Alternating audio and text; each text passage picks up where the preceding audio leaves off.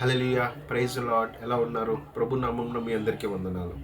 చూడండి, ఈరోజు దేవుడు మనతో మాట్లాడే ఒక మంచి విషయాన్ని మనం చూద్దాము. ఒకసారి యోహాను సువార్త 11వ అధ్యాయము 40వ వచనం. John chapter 11 verse 40. Jesus responded, "Didn't I tell you that you would see God's glory if you believe?"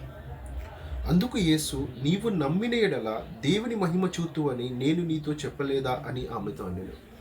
హల్లెలూయా. ఇక్కడ చూడండి, స్పష్టంగా యేసుక్రీస్తు దేని గురించి మాట్లాడుతున్నాడంటే నమ్మకం గురించి మాట్లాడుతున్నాడు, బిలీఫ్. అవునా? మన యొక్క క్రైస్తవ యొక్క జీవితంలో చాలా ప్రాముఖ్యమైన విషయం ఏంటిదనంటే, ఒక విశ్వాసికి ఉండాల్సిన ప్రాముఖ్యమైన విషయం ఏంటిదంటే నమ్మకం కదా.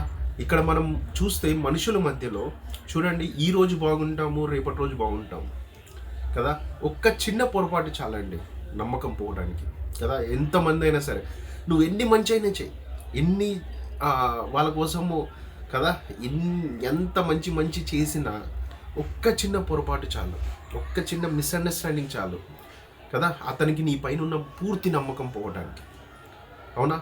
అందుకోసమే యేసుక్రీస్తు ఒక సహోదరితో అంటున్నాడంట, ఏంటిదనంటే, "నీవు నమ్మిన ఎడల దేవుని మహిమ చూతువని నేను నీతో చెప్పలేదా" అని ఆమెతో అన్నాడు. చూడండి, నువ్వు గనక నమ్మితే ఖచ్చితముగా దేవుని యొక్క మహిమ చూస్తావు అని. అంటే మన జీవితంలో ఎన్ని సమస్యలున్నా, ఎన్ని బాధలున్నా, ఎన్ని ఇబ్బందులున్నా, ఒక్కోసారి మనము చూసుకుంటే ఏంటిదనంటే మనకు అనిపిస్తుంటుంది, ప్రార్థన చేస్తున్నా కదా, ఎందుకు దేవుడు నా మాట వినట్లేదు, ప్రార్థన చేస్తున్నా కదా, ఎందుకు నా జీవితంలో ఇలా ఉన్నాయి, ప్రార్థన చేస్తున్నా కదా, ఎందుకు ఈ అప్పుల బాధలు, ప్రార్థన చేస్తున్నా కదా, ఎందుకు ఈ బలహీనతలు. కానీ ఒక విధంగా చూసుకుంటే ఒకటి ఏంటిదనంటే, మనకి అపనమ్మకం అన్నది ఎప్పుడైతే మన వెంట వస్తూ ఉంటుందో, అవునా, ఆ సమస్యలు ఇంకా పెరుగుతూ ఉంటాయంట కదా. ఇక్కడ యేసుక్రీస్తు స్పష్టంగా అన్న, "నీవు నమ్మిన ఏడల దేవుని మహిమ చూస్తావంట."